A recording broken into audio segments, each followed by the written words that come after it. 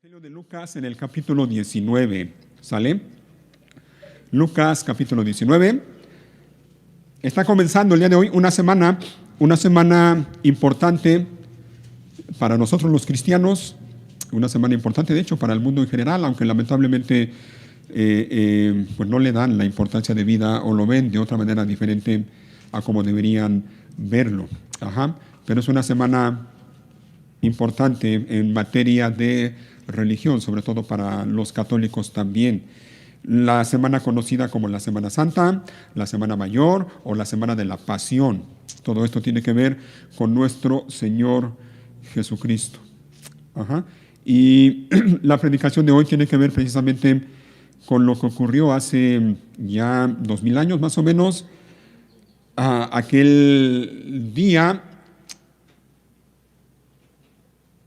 cuando Jesús entró a Jerusalén montado sobre un burro, sobre un asno, aquel día que se le conoce como el Domingo de Ramos. Quiero que veamos en la palabra de Dios algunas cosas.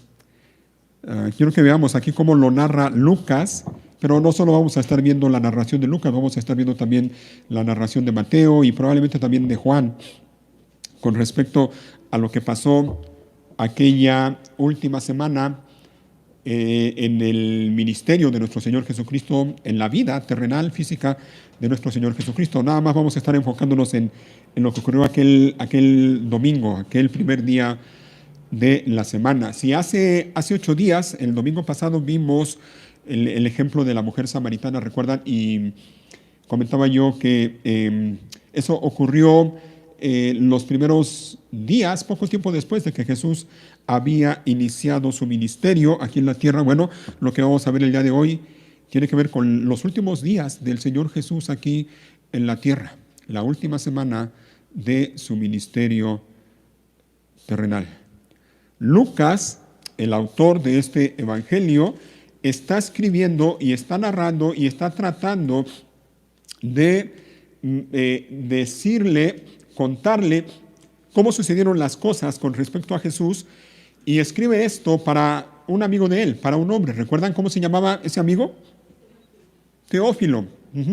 Eso lo vemos en el primer capítulo de Lucas.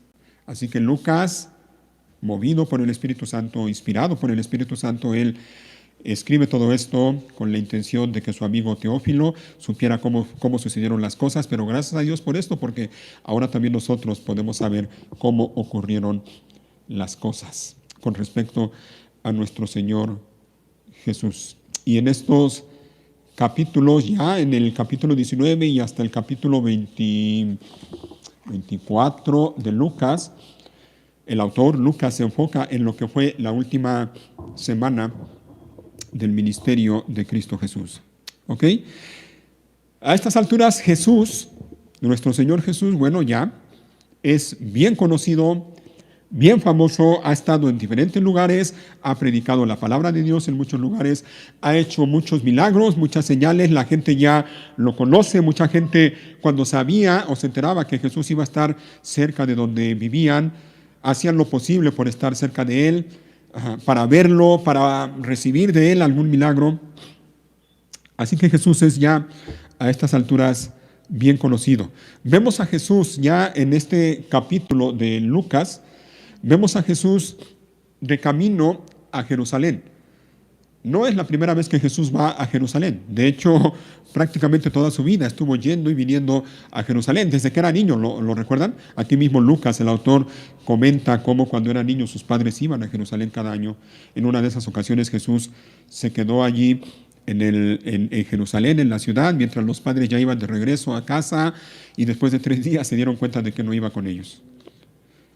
Era un viaje, podemos decir, yo me atrevo a decir rutinario, ya muy conocido, un camino hacia Jerusalén. Vemos a Jesús entonces en esta ocasión también de camino a Jerusalén. De camino a Jerusalén, Jesús pasó por Jericó. Así que chécalo. No va él solo, va con sus discípulos, pero también va acompañado ya de mucha gente, muchos de sus seguidores. Una multitud, de hecho, dice el pasaje.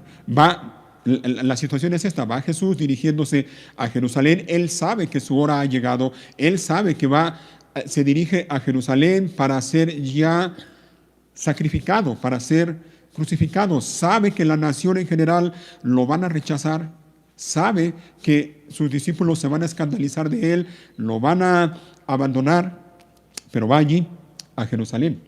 Va acompañado entonces de sus discípulos, los apóstoles, va rodeado de una gran multitud. En el camino entonces a Jerusalén pasa por Jericó. Allí en Jericó tuvo un encuentro, una historia bien conocida por todos nosotros, tuvo un encuentro con un hombre, Zaqueo. Todos conocemos la historia, ¿no? La historia de Zaqueo, aquel hombre bajito de estatura que quería ver a Jesús, pero a causa de la multitud que iba con él rodeándolo, no pudo verlo y tuvo que subir a un árbol para verlo. Toda esa gente entonces se dirige a Jerusalén. Jesús, sus apóstoles y la multitud alrededor de él, siguiéndolo a él, van a Jerusalén a la celebración de la fiesta más importante para los judíos, la fiesta de la Pascua, donde recordaban y celebraban la liberación de la esclavitud de Egipto, donde sacrificaban un cordero y hacían todo lo que lo que leemos tanto en el Antiguo Testamento como en el Nuevo Testamento. Así que toda esa gente se dirige a Jerusalén, van a la celebración de la fiesta más importante del calendario judío, la Pascua. Y como cada año, a esa celebración, a la Pascua, la celebración de la Pascua, llega a Jerusalén mucha gente de muchos lugares. Era, repito, la fiesta más importante de los judíos. Entonces, muchos de ellos, de esos visitantes que van a Jerusalén a la celebración de la Pascua, muchos van con Jesús, acompañándolo, rodeándolo. Van a la fiesta, sí, pero van con él porque a esas alturas ya la gente tenía muchas expectativas acerca de Jesús. Y las expectativas que tenían mucha gente acerca de Jesús es que él sería el rey que los libertaría por fin del dominio del imperio romano. Así que tenían expectativas sobre Jesús, pero sus expectativas no eran correctas con respecto a él. Ya Jesús en más de una ocasión había dicho, y lo había dicho abiertamente, públicamente, que él era el Mesías, que él era el enviado de Dios, que él era el Salvador. En muchas ocasiones Jesús ya había hecho milagros en muchos lugares. Mucha gente, repito, ya lo conocía, mucha gente probablemente de los que iban ahí con él o tenían algún familiar que había sido sanado por Jesús, o muchos de ellos probablemente habían sido sanados por Jesús. A estas alturas Jesús ya había hecho un milagro sorprendente, maravilloso, que solo él como Dios puede hacer: la resurrección de Lázaro.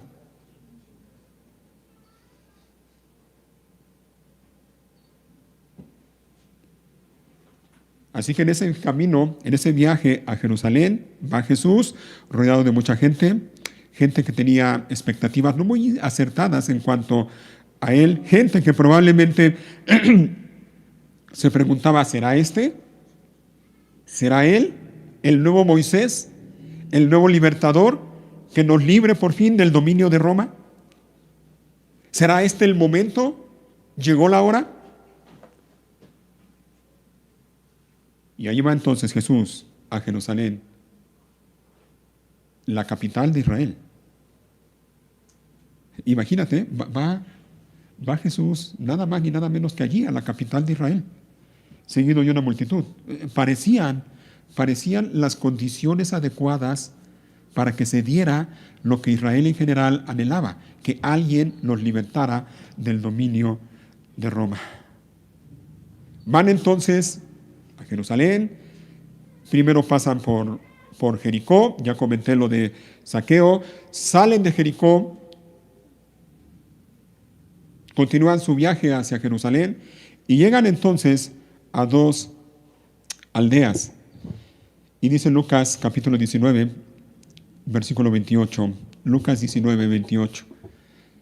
Después de contar esa historia, y más adelantito vamos a ver a qué historia se refiere Lucas, Dice, después de contar esa historia, Jesús siguió rumbo a Jerusalén, caminando delante de sus discípulos. Al llegar a las ciudades de Betfagé y Betania, en el monte de los olivos, mandó a 2 de sus discípulos que se adelantaran. Ahí está entonces, va rumbo a Jerusalén, pasa por Jericó, sale de Jericó, se dirige todavía a Jerusalén y pasa o llega cerca, o más bien llega, dice el versículo 29, a las ciudades de Betfagé y Betania. Allí vamos a ver qué pasó. No lo menciona aquí Lucas, pero si vamos a Juan, quiero que me acompañen ahí a Juan y vamos a ver qué pasó. Juan, el Evangelio de Juan, capítulo 12.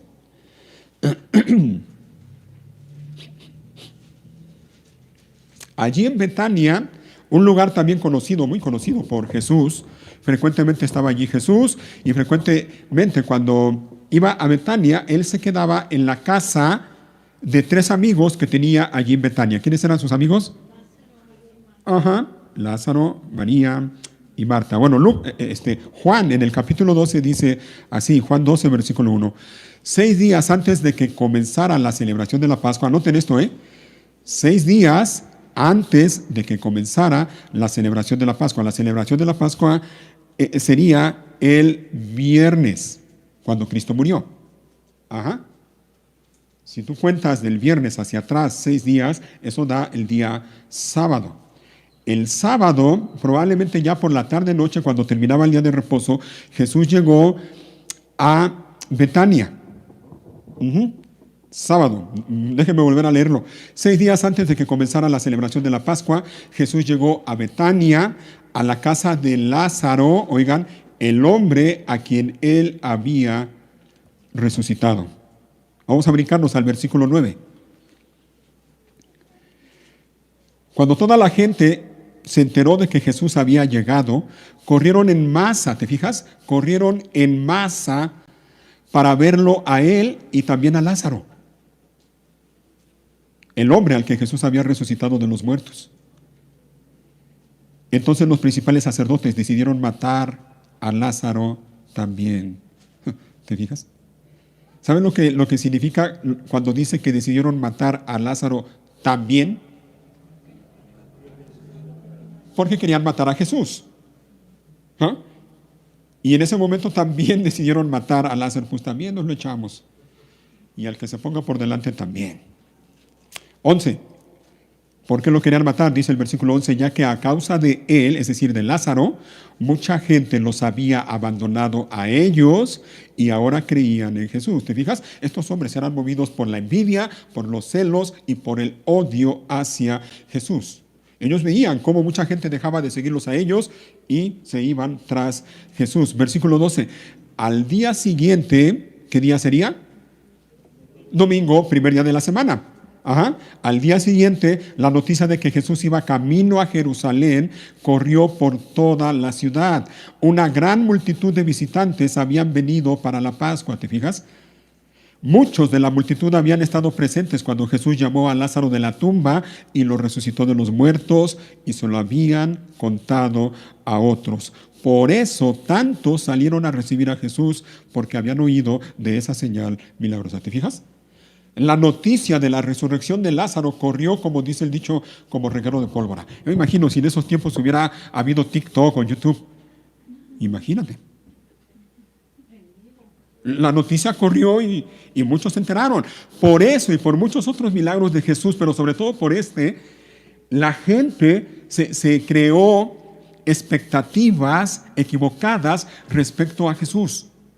¿Quién, sino un hombre enviado por Dios, puede hacer esos señales? Y tenían razón, Jesús era el enviado de Dios, el Mesías prometido. Pero lo que ellos esperaban era que ese Mesías, no con M mayúscula, sino con M minúscula, ese rey, no con R mayúscula, sino con R minúscula, los libertara por fin de el dominio de Roma. Y por eso, cuando se enteraron, dicen los habitantes de Betania, de que Jesús iba camino a Jerusalén, salieron en masa, un montón, una multitud, para ver a Jesús, para ir con él, preguntándose, ¿será este? ¿Será? ¿Llegó el momento? ¿Por fin? ¿Llegó la hora? Tenían expectativas equivocadas con respecto a Jesús. Salen de Betania sigue su camino Jesús y los apóstoles y toda esa gente que ya lo iban siguiendo. Ya era una multitud muy grande que iban siguiendo a Jesús. Y llegan entonces cerca de la otra aldea que menciona Lucas. ¿Recuerdan? Una era Betania y la otra era Betfagé. Bueno, entonces salen de Betania y se acercan más a Betfagé. Vamos ahora a Mateo, Mateo capítulo 21.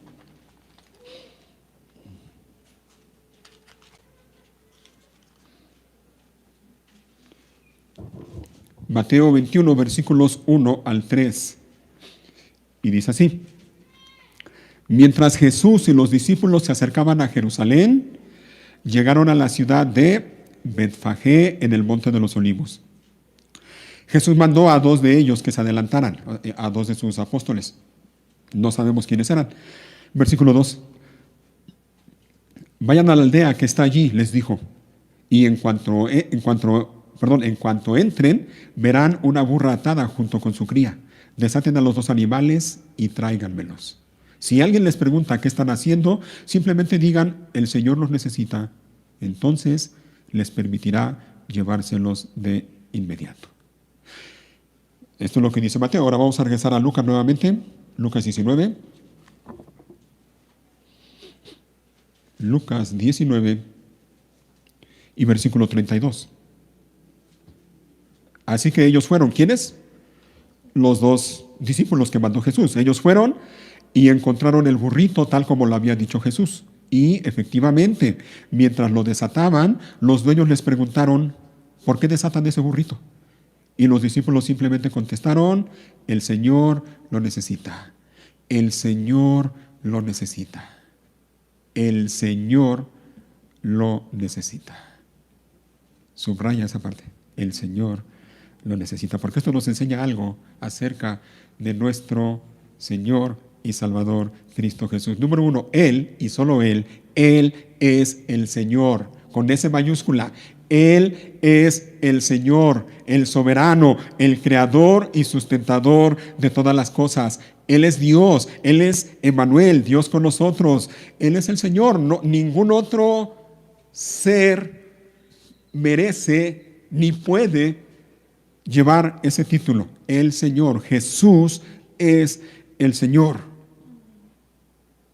el creador y sustentador de todas las cosas. Juan, el apóstol Juan en su evangelio, no lo busquen, pero seguro lo recuerdan, el apóstol Juan en su evangelio dice que todas las cosas por Él, es decir, por Jesús, por Cristo, fueron hechas.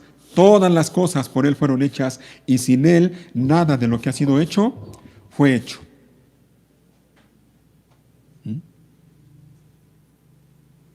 Otro pasaje dice que Él,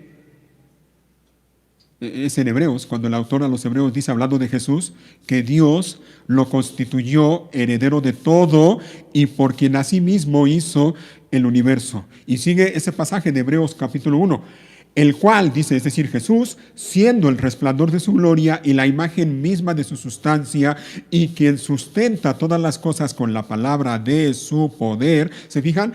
Él es el Señor. Jesús es el Señor. Solo Él. Rey de reyes, Señor de señores, pero siendo Él el Señor, siendo Él el Dios encarnado, el único Dios vivo y verdadero, Emmanuel, Dios con nosotros, en su humanidad, estando en la condición de hombre, hecho semejante a los hombres, Él tenía necesidades. La semana pasada veíamos cómo Él tenía sed, cómo Él se cansaba, cómo Él tenía hambre. Necesitaba descansar, necesitaba alimentarse, necesitaba beber agua. En su humanidad Él tenía necesidades y en ese momento de camino a Jerusalén Él necesitaba de un burrito, de un asno, para montarse sobre él y entrar montado sobre él a Jerusalén. Repito, no era la única vez que Jesús iba a Jerusalén. No era la única, pero esta sí sería la última vez que lo haría. Y Jesús lo sabía. Era una ocasión muy especial. Jesús quería entrar a Jerusalén de manera especial, montado en un burro. Y entonces viene la pregunta, ¿y por qué? ¿Por qué montado en un burro? ¿Por qué precisamente un burro? ¿Por qué no un caballo como acostumbraban los reyes, ¿no? Cuando entraban a una ciudad montados en un caballo? ¿Por qué? En ese entonces, los reyes entraban a las ciudades y aclaro, cuando no era tiempo de guerra, entraban, una costumbre que tenían muchos reyes era entrar a la ciudad montado, no en un caballo, sino en un burro, cuando no era tiempo de guerra. ¿Ah? En tiempos de guerra, sobre todo cuando salían a una batalla para conquistar o cuando regresaban de una batalla después de haber conquistado y obtenido la victoria, entonces sí, entraban en una procesión montados en un caballo. Pero cuando no era tiempo de guerra, lo hacían montados en burro, porque iban no en son de guerra, sino en son de paz. Y por eso Jesús entró montado a Jerusalén en un burro. Él es el príncipe de paz. Él no iba para hacer la guerra con nadie.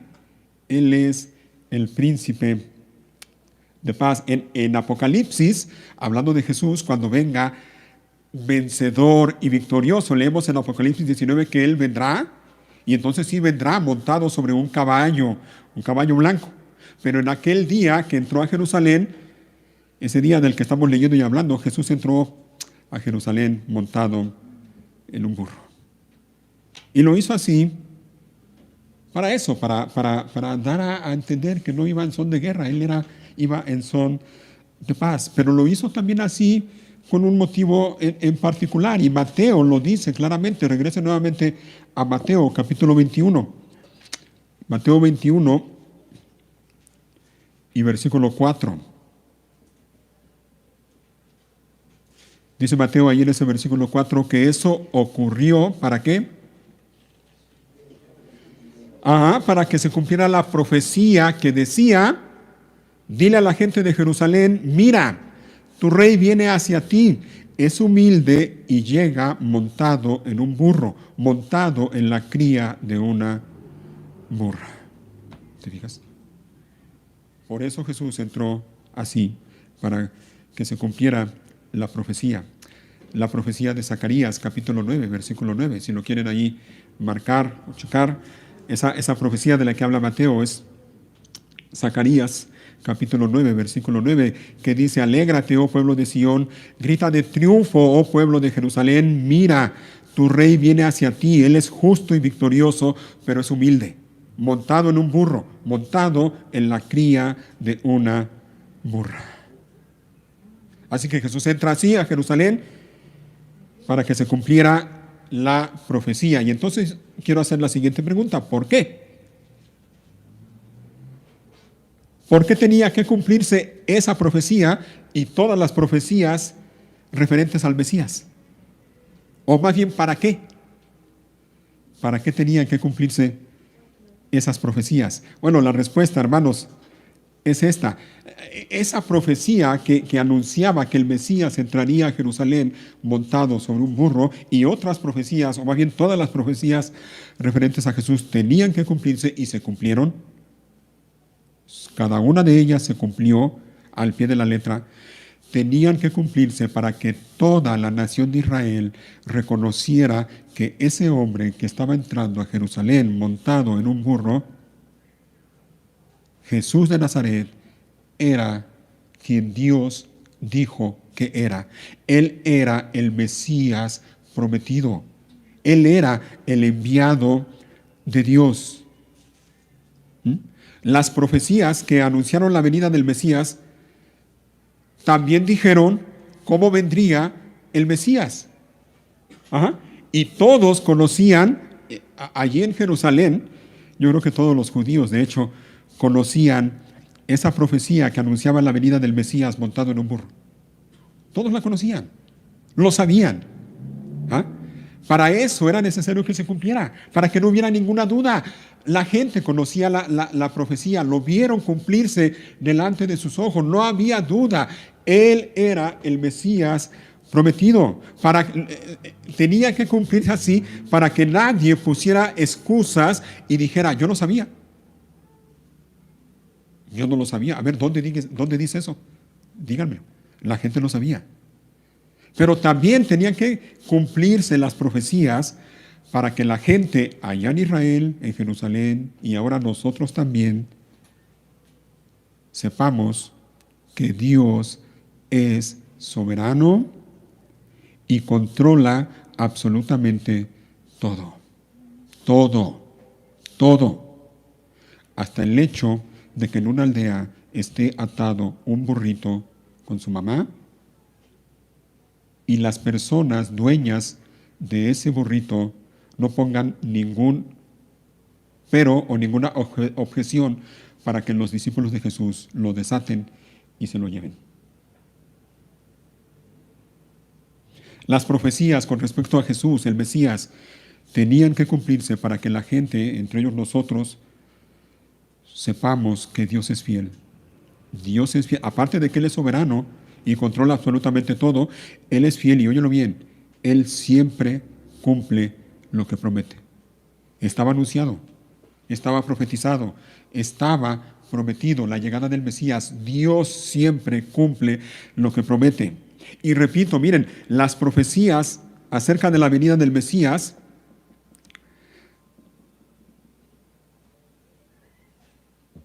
o más bien los profetas que anunciaron la venida del Mesías no solo dijeron que vendría, sino también dieron detalles de cómo vendría. Eran bien exactas, como el caso del burrito, bien exacto. Y es que las profecías de Dios, las profecías bíblicas, oigan bien, no son profecías generales ni ambiguas, son bien específicas y se cumplen al pie de la letra. No son como esas disque profecías que dicen muchos disque apóstoles o profetas, que son bien generales. ¿No? ¿Lo han oído? Alguien que se dice profeta o apóstol en un lugar atestado de gente, miles de personas, lleno de gente, y de pronto el supuesto profeta dice: Dios me ha mostrado que aquí hay alguien que tiene un problema. Y cómo no, ¿no? Entre tanta gente, ¿cómo no? Pero las profecías bíblicas son bien exactas, con lujo de detalle.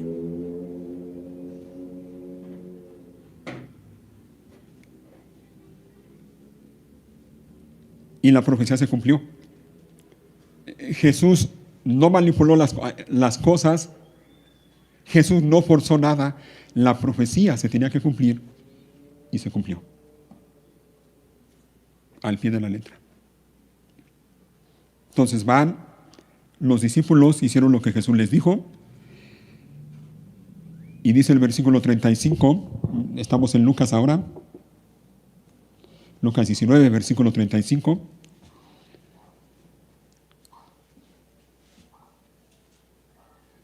Entonces le llevaron el burrito a Jesús y pusieron sus prendas encima para que él lo montara. Monta Jesús el burrito y continúa su camino hacia Jerusalén. Y llegan a Jerusalén. Bueno, van acercándose cada vez más y más, y dice entonces, versículo 36, a medida que Jesús avanzaba, la multitud tendía sus prendas sobre el camino delante de él. ¿Te fijas? Ya era una multitud numerosa la que iba rodeando a Jesús. Ajá. Vamos nuevamente a Mateo y les pido su comprensión, pero es necesario, creo que veamos esto así. Vamos a Mateo nuevamente, capítulo 21, otra vez. Y ahora en el versículo 8. Mateo 21, versículo 8. Y dice Mateo, de la multitud presente, la mayoría tendió sus prendas sobre el camino delante de él, y otros cortaron ramas de los árboles y las extendieron sobre el camino. Algo así, hermanos, algo así como una alfombra roja. ¿Han visto, no? Como en esos eventos, en algunos eventos se pone una alfombra roja para que pase algún personaje distinguido o importante. En esa ocasión, en ese día, cuando Jesús iba rumbo a Jerusalén, la gente La gente, esa multitud que iba alrededor de él, lo trató a Jesús como un rey. Y lo era, de hecho, Jesús era rey. No como ellos querían que fuera rey, pero lo cierto es que Jesús era rey. Y lo trataron como rey, te dieron mantos, ramas por el camino para que Jesús pasara conforme iba llegando y acercándose a Jerusalén. Vamos nuevamente a Lucas, capítulo 19, ahora versículo 37. Cuando llegó a donde comienza la bajada del Monte de los Olivos, todos sus seguidores empezaron a gritar y a cantar mientras alababan a Dios por todos los milagros maravillosos que habían visto. ¿Te fijas? Y cómo no. Imagínate ver a un hombre que estaba muerto y el Señor le devuelve la vida, el Señor lo resucita. Vete imaginando la escena, ¿eh? Allí va Jesús acercándose a Jerusalén. Dice que cuando llegaron a la bajada del Monte de los Olivos, ya iban descendiendo. El Monte de los Olivos no era muy alto, como a lo mejor a veces podemos creer. De hecho, era una loma. Iban ya bajando, estaban en un lugar un tanto alto y se veía a lo lejos la ciudad. Ya cuando iban acercándose cada vez más, dice que todos sus seguidores, toda esa multitud que iba con él, empezaron a gritar y a cantar mientras alababan a Dios. El versículo 38 dice lo que gritaban: bendiciones al Rey que viene en el nombre del Señor, paz en el cielo y gloria en el cielo más alto. Vamos nuevamente a Mateo, por favor, Mateo 21. Y versículo 9. Jesús estaba en el centro de la procesión. Te fijas, ahí va la procesión rumbo a Jerusalén. Jesús estaba en el centro de la procesión y toda la gente que lo rodeaba gritaba: alaben a Dios por el Hijo de David, bendiciones al que viene en el nombre del Señor, alaben a Dios en el cielo más alto. Toda la ciudad de Jerusalén estaba alborotada a medida que Jesús entraba. ¿Quién es este?, preguntaban. Y las multitudes contestaban: es Jesús, el profeta de Nazaret de Galilea. Así que mira, imagínate la escena, ¿eh? Jesús en una procesión entrando a Jerusalén, rodeado por una multitud numerosa de seguidores que gritaban y cantaban mientras alababan a Dios. Eso ha de haber sido algo fuerte.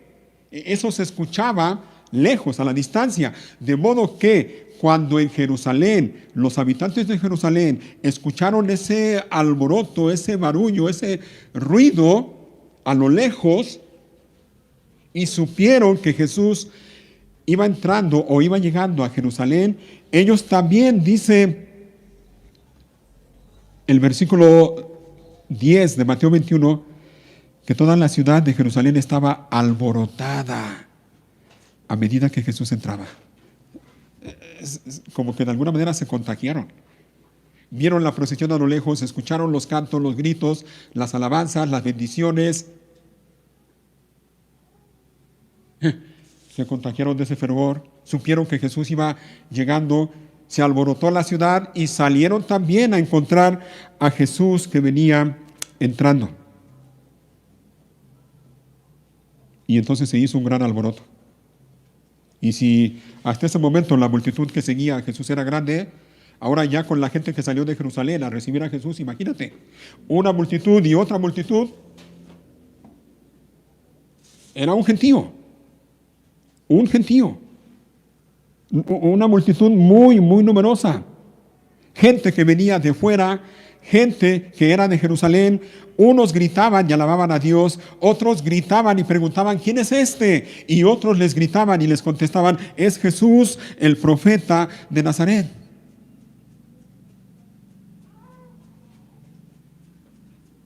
Y allí va entonces, cada vez más Jesús acercándose a Jerusalén en medio de ese gentío, de esa multitud que gritaban alabanzas, gritaban bendiciones, gritaban hosanas. Pero, de toda esa multitud tan numerosa que se había juntado ese día alrededor de Jesús, no todos eran seguidores sinceros. No todos eran seguidores genuinos. Es más, muchos de ellos ni siquiera creían en Jesús. ¿Y cómo lo sabemos? Porque tan solo 5 días después, muchos de ellos que en ese día gritaban bendiciones y alabanzas al que viene en el nombre de Dios, estaban gritando delante de Pilato: crucifícale. Muchos de ellos, 5 días después, le gritaban a Pilato: no queremos a este, queremos que nos sueltes a Barrabás. ¿Sí? Ese día, ese domingo que Jesús llegó a Jerusalén, lo recibieron y lo trataron como rey, pero porque no entendieron qué clase de rey era Jesús. Muchos gritaban alabanzas y bendiciones, y cuando lo hacían, citaban las palabras del Salmo 118, que por cierto es Salmo mesiánico, 118, versículo 26, bendito el que viene en el nombre del Señor. Igual si lo quieres anotar para que sepas, esas palabras que gritaban cuando Jesús iba entrando a Jerusalén, eran las palabras que dice el Salmo 118, versículo 26, bendito el que viene en el nombre del Señor. Así que mira, esa multitud, muchos, la gran mayoría de esa multitud que iban alrededor de Jesús, la gran mayoría de esa gente que salió de Jerusalén a recibirlo, a darle la bienvenida, sí, gritaban alabanzas, gritaban bendiciones, lo reconocieron como rey, conocían las escrituras, podían citarlas de memoria. Repito, lo que ellos estaban diciendo eran las palabras del Salmo 118. Conocían las escrituras, podían citarlas de memoria, conocían también las profecías referentes al Mesías, pero sus alabanzas no eran genuinas. Y sus alabanzas no eran genuinas porque su corazón no era sincero.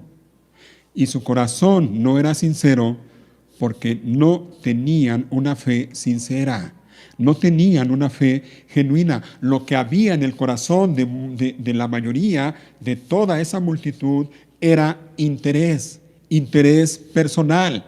Ellos veían a Jesús como alguien que podía satisfacer sus intereses personales. Ellos veían a Jesús como alguien de quien beneficiarse. Y es que Israel en general, como nación, Israel tenía una visión muy estrecha de lo que es la salvación. Tenía una visión muy estrecha de la salvación que Jesús, el Mesías enviado por Dios, les venía a dar. Ellos no entendían la salvación que ellos necesitaban. Ellos pensaban en una salvación física, terrenal. Ellos pensaban que alguien viniera y los librara o los salvara del dominio de Roma. Ellos solo veían las circunstancias a su alrededor. Solo eso, veían las circunstancias a su alrededor. Sabían que estaban bajo el dominio de Roma. Y lo único que les interesaba, lo único que querían, lo único que esperaban era alguien que los libertara de ese dominio. Lo que querían, dicho de otra manera, es que alguien viniera y cambiara las circunstancias de su vida.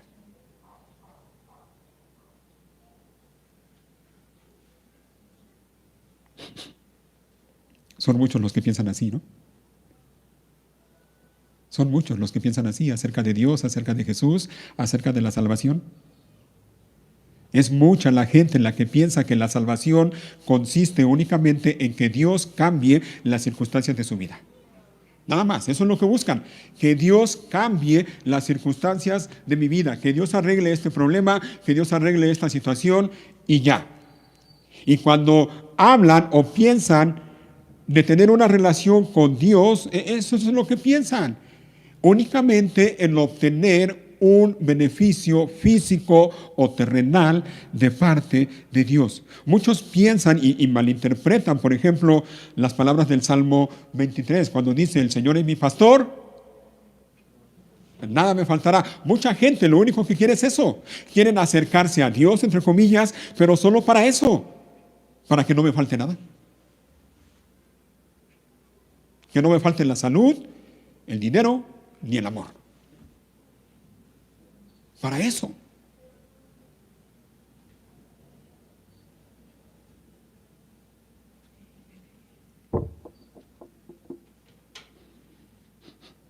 Y allí estaba la multitud. gritando alabanzas, gritando bendiciones, citando las Escrituras. Pero todo eso era alabanza, reconocimiento, adoración vacío, hueco. No era de corazón, no era sincero. Así que imagínate otra vez la escena,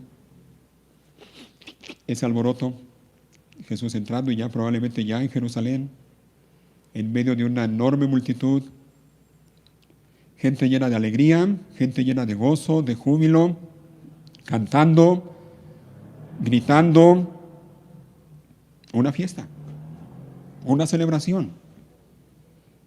Toda esa gente creyendo que ese hombre que iba entrando sería por fin el libertador. Todos contentos. Bueno, no todos. No todos estaban contentos. Regresen a Lucas, o si están ahí en Lucas, capítulo 19.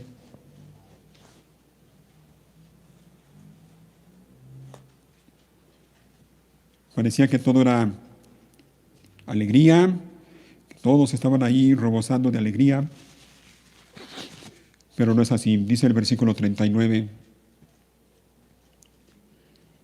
Lucas 19, 39, algunos de los fariseos que estaban entre la multitud decían: Maestro, reprende a tus seguidores por decir cosas como esas. ¿Por qué no me extraña? Ahí están algunos fariseos entre la multitud, viendo, oyendo y sintiendo cada vez más enojo, más odio y más envidia y celos de Jesús. Ellos sabían, miren, eran los fariseos. Eran fariseos, estos hombres eran líderes religiosos de Israel. Estos hombres eran maestros en cuestión de religión en Israel. Ellos sabían lo que la gente estaba diciendo. Cuando la gente gritaba y citaba el Salmo 118 y decían: bendito el que viene en el nombre del Señor, ellos sabían, los fariseos lo sabían, lo que estaban diciendo, sabían lo que eso implicaba, pero de ninguna manera estaban dispuestos a aceptarlo, no lo iban a aceptar. Estaban llenos de celos, llenos de envidia, llenos de odio en contra de Jesús. ¿Por qué les molestaba tanto eso? ¿Por qué les molestaba que la gente dijera eso de Jesús? Precisamente por eso, por los celos, por la envidia que tenían contra Jesús. Ellos veían a Jesús como una amenaza. Para ellos Jesús era una amenaza. De hecho, ya lo vimos, ¿no? En Juan, ellos ya habían decidido matar a Jesús. Hay que quitarlo de en medio.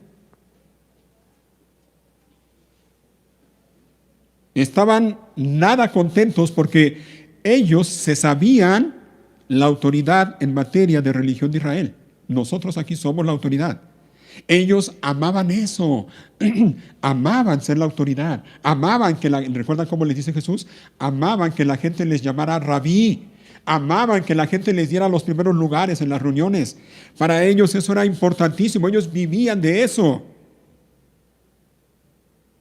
Y a estas alturas estaban ya bien enojados en contra de Jesús, aparte de que Jesús ya los había acusado públicamente y abiertamente, ¿no? ¿Recuerdan? Mateo 23, cuando les dice: ay de vosotros, escribas y fariseos, hipócritas.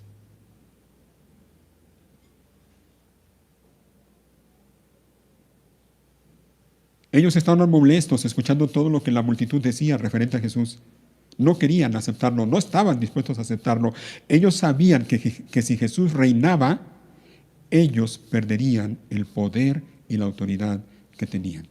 Y no estaban dispuestos a dejarlo. Así que le dicen a Jesús: Maestro, reprende a tus seguidores por decir cosas como esas. Jesús les responde en el versículo 40. Y les dice: si ellos callaran, las piedras a lo largo del camino se pondrían a aclamar. ¿Qué significa eso? Y es en este contexto en el que tenemos que ver estas palabras de Jesús. ¿Ah?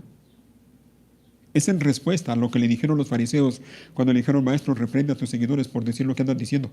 Y Jesús les responde y les dice: si ellos callaran, las piedras a lo largo del camino se pondrían a aclamar. Mira, hermano, hermana, había una realidad, de hecho hay una realidad, hay una verdad que no puede ser silenciada, nunca, jamás, no puede, no puede. Y la verdad o la realidad a la que me refiero es esta. Ya lo comenté y lo voy a decir una vez más. Jesús de Nazaret es el Mesías enviado por Dios. Esa es la realidad, esa es la verdad. Los líderes de Israel, los fariseos, los escribas y todos los líderes de Israel pudieron haberlo negado. Todo Israel pudo haberlo negado y de hecho lo hicieron. Rechazaron al Mesías. Pero si ellos lo niegan, si los líderes de Israel lo niegan, si la nación de Israel en general lo niega, si el mundo entero lo niega, eso no cambia la realidad de que Jesús es el Mesías. Lo es.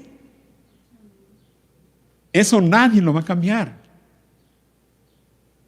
Y si ellos se niegan a aceptarlo, oye bien, la creación lo sabe, la creación lo sabe, los cielos cuentan la gloria de Dios. Si todo el mundo se vuelve contra el Mesías y lo rechaza, la creación no se va a quedar callada.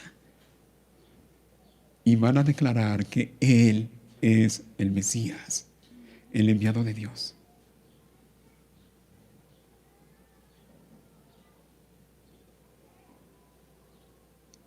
Hermano, hermana, el hecho de que haya mucha gente alrededor de nosotros que niega a Jesús, que nieguen que Él es Hijo de Dios, que nieguen que Él es Dios, eso no quita la realidad de que Él lo sea.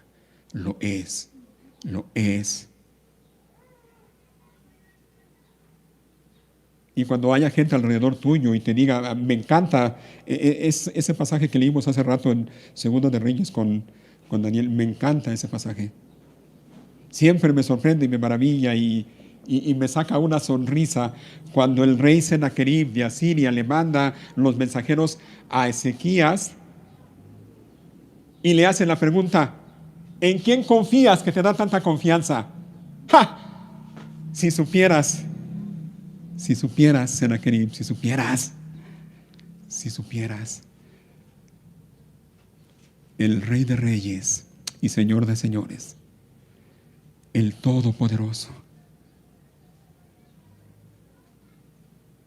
Y cuando haya gente a tu alrededor que te diga así como aquellos mensajeros le decían al pueblo de Israel, no le hagan caso a Ezequías, él no puede librarlos, Dios no puede librarlos. ¿Acaso algún Dios ha librado a mis enemigos de mi mano? Tú puedes mantenerte en pie, firme, lleno de confianza, lleno de valor y decir, sí, Dios puede, Dios me va a sostener, Él ha prometido que no me va a dejar ni me va a abandonar, Él es fiel y verdadero. Y aunque las personas a mi alrededor lo nieguen y me digan que estoy loco y me digan que no sé lo que estoy haciendo y me digan que no tengo ninguna esperanza, yo puedo estar bien confiado sabiendo que Jesús es el Mesías enviado por Dios. Y en Él y solo en Él hay perdón de pecados y vida eterna y salvación, porque no hay otro nombre debajo del cielo dado a los hombres en el cual podamos ser salvos, porque hay un solo Dios y un solo mediador entre Dios y los hombres, y ese mediador es Cristo Jesús. No hay otro, no lo hay. La multitud entonces bien llena de alegría, llena de entusiasmo. Los líderes de Israel, los fariseos, llenos de celos, de envidia y de odio en contra de Jesús. Y vemos también a Jesús. Fíjate, la alegría de la gente, el enojo de los fariseos y el dolor de Jesús.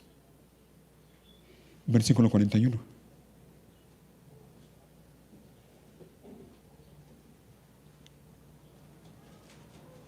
Al acercarse a Jerusalén, Jesús vio la ciudad delante de él. ¿Y qué pasó? Y comenzó a llorar. Comenzó a llorar. Si no me equivoco, esta es la segunda vez o la, la única vez que se menciona, aparte de cuando Jesús lloró frente a la tumba de Lázaro. Esta es la otra vez que se menciona nada más, que dice que Jesús lloró.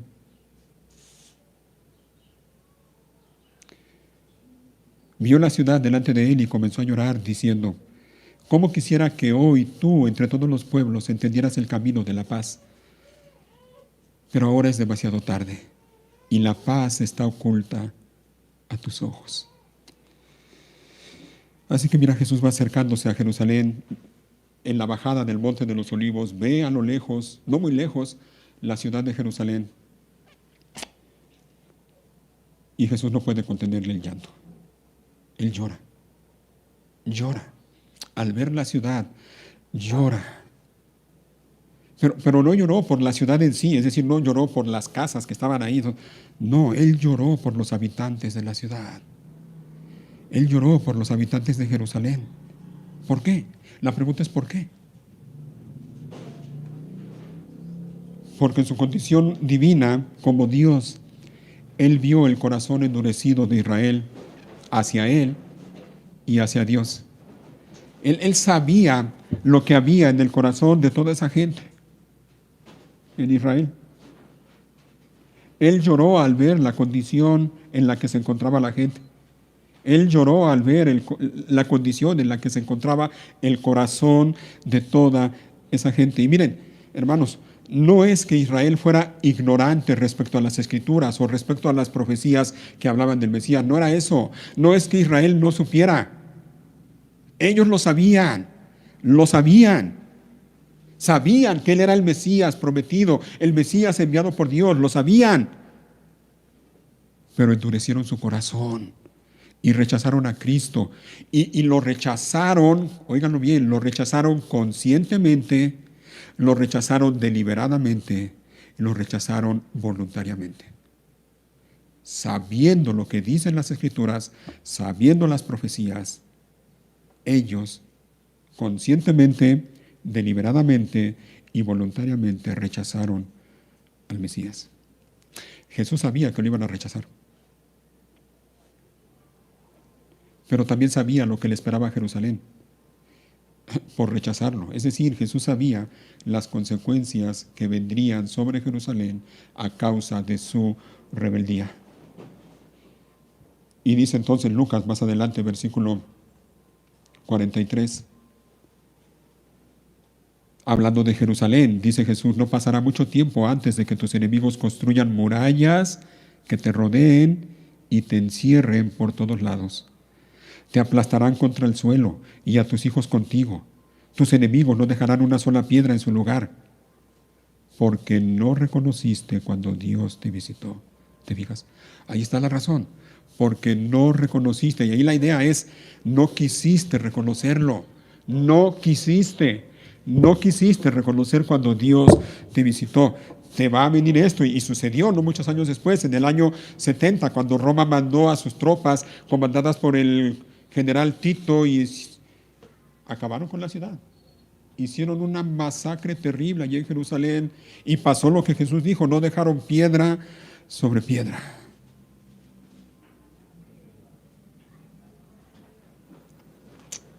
Por eso es por lo que Jesús lloró al ver la ciudad, por el corazón endurecido y la rebeldía de Israel, por las consecuencias también que eso le traería a Jerusalén, a su pueblo, a su nación, a su ciudad. Al ver la ciudad y Jesús sabiendo lo que iba a pasar, y sobre todo viendo la actitud de la gente hacia Dios, Jesús no pudo contener el llanto. Y no fue un llanto, nada más, como decimos nosotros coloquialmente, no fueron lágrimas de cocodrilo. Fue un llanto como del que habla Jeremías en el capítulo 9. Miren, búsquenlo. Jeremías 9, versículo 1. Jeremías 9:1.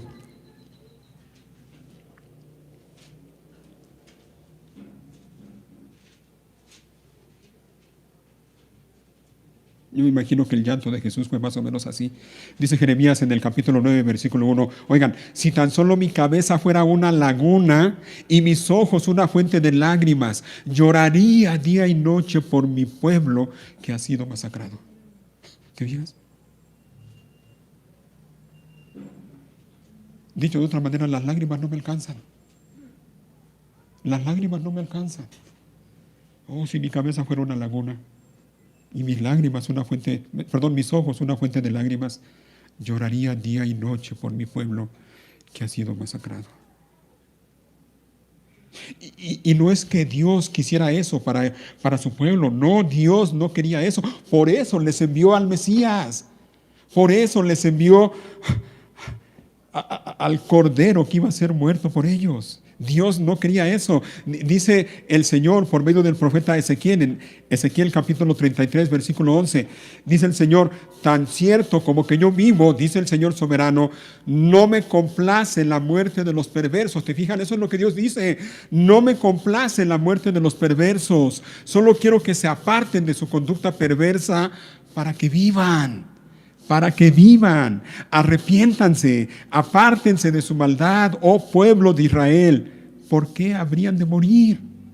Eso es lo que Dios quiere, eso es lo que Dios quería para su pueblo Israel, y eso es lo que Dios quiere para el mundo en general. Dios no se complace en la muerte de nadie, en la muerte de ningún pecador. Dios no quiere eso. Lo que Dios quiere es que se aparten de sus malos caminos, que se vuelvan a Él para que vivan. Y el llamado de Dios es ese para la gente que vive sin Él: arrepiéntanse, arrepiéntanse, apártense de su maldad.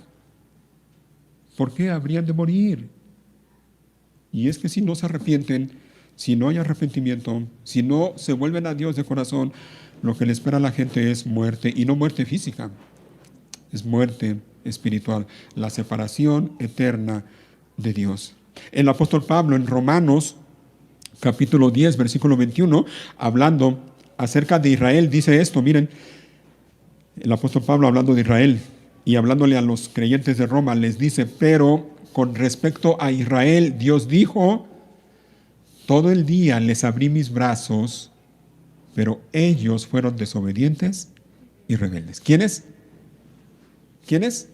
Israel en general, la nación de Israel. Porque dice, con respecto a Israel, Dios dijo, todo el día les abrí mis brazos. Aquí está el Señor con los brazos abiertos, esperando que se vuelvan a Él. Pero ellos, dice, fueron desobedientes y rebeldes. ¿Recuerdan la historia que menciona Lucas en el versículo 28 que leímos al principio? Vamos a Lucas, miren, ya estamos terminando. Lucas 19, versículo 28. La primera frase de ese versículo dice Lucas, después de contar esa historia. Y yo les decía, ¿cuál historia? Bueno, la historia que Jesús comenta y que Lucas narra a partir del versículo 11, allí mismo en ese capítulo, versículo 11. Versículo 11 dice, la multitud escuchaba todo lo que Jesús decía, y como ya se acercaba a Jerusalén, les contó una historia. Oigan, ¿para qué? Para corregir la idea de que el reino de Dios comenzaría de inmediato. Versículo 12, les dijo, un hombre de la nobleza fue llamado a un país lejano para ser coronado rey y luego regresar. Antes de partir, reunió a 10 de sus siervos y dividió entre ellos 5 kilos de plata, diciéndoles, inviertan esto por mí mientras estoy de viaje. Oigan, aquí viene, versículo 14, pero sus súbditos lo odiaban y enviaron una delegación tras él a decir, ¿qué cosa? No queremos que Él sea nuestro rey. ¿De quién estaba hablando Jesús? De la nación de Israel en general y particularmente de los líderes religiosos. Esa era la realidad. Israel no quería que Jesús, el Mesías enviado por Dios, fuera su rey. No, hermanos, óiganlo bien. No fue ignorancia lo que cometió el pueblo de Israel, fue rebeldía, rebeldía en toda la extensión de la palabra. Israel decidió cerrar su corazón y rechazar al Mesías. No queremos que este gobierne sobre nosotros como lo dice la Reina Valera. No queremos. No. Y ellos sabían lo que estaban haciendo. Y como dije hace un momento, lo hicieron conscientemente, lo hicieron deliberadamente y lo hicieron voluntariamente. Voluntariamente rechazaron al Mesías enviado por Dios. ¿No es lo que dice Juan, el apóstol Juan, en su Evangelio, capítulo 1, versículo 11, que Jesús vino a los de su propio pueblo y hasta ellos lo rechazaron? Abiertamente cerraron su corazón en contra de él. Ellos no tenían ningún problema en reconocer y proclamar a Jesús como el que viene en el nombre del Señor. Eso es lo que estaban diciendo, ¿no? Citando el Salmo 118. Después de todo esperaban a alguien que los salvara del dominio de Roma. Alguien que cambiara las circunstancias de su vida. No tenían ningún problema en hacer eso, pero no estaban dispuestos a reconocerlo y aceptarlo como Rey de Reyes y Señor de señores. Lo rechazaron, lo rechazaron. Ese, hermanos, es el problema del corazón del ser humano en general. Ese es el problema del hombre. El ser humano en general lo único que quiere es que Dios lo bendiga. El ser humano en general lo que quiere es que Dios cambie las circunstancias de su vida, que le resuelva sus problemas, que le cancele sus deudas. Pero de ninguna manera quieren que Él reine sobre sus vidas. No, no. No están dispuestos a someterse ni a su autoridad ni a su señorío.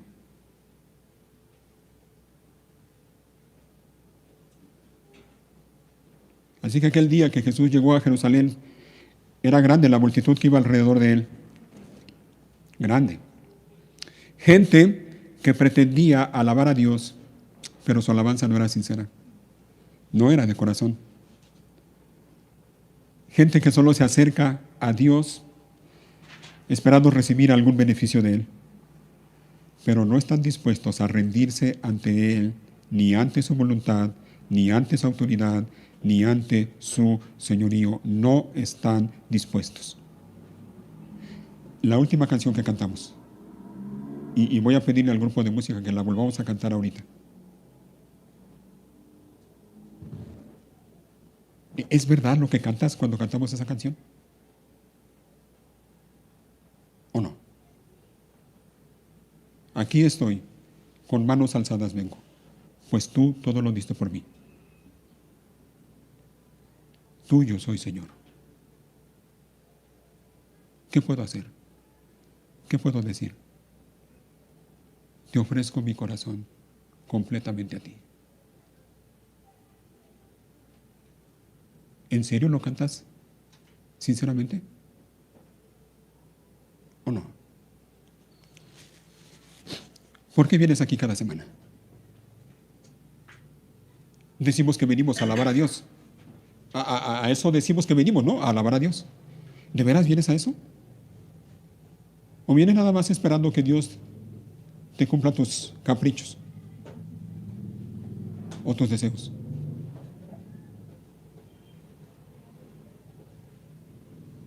Son muchos los que quieren a Jesús como Salvador, pero no lo quieren como Señor.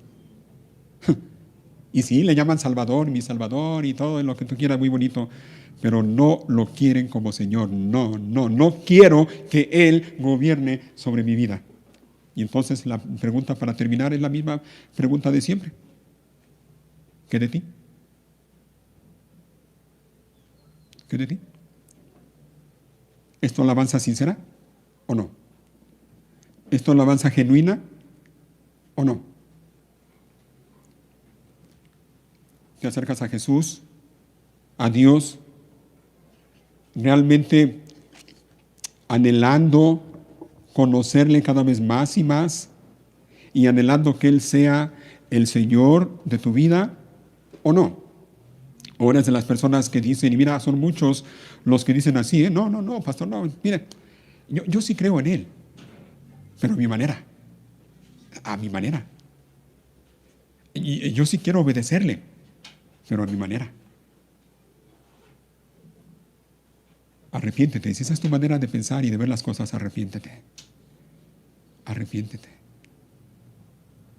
Y ven a Dios por medio del único camino que hay, Cristo Jesús. Y reconócele como el único Señor y Salvador y Rey, y ríndete delante de Él. Ríndete. Niégate a ti mismo. Niégate. Dile, Señor, ya, hasta aquí he vivido para mí. Hasta aquí he vivido haciendo lo que a mí se me da la gana. Ya no quiero vivir así. Ahora quiero vivir para ti, solo para ti. Quiero hacer tu voluntad, quiero seguirte a ti. Hazlo.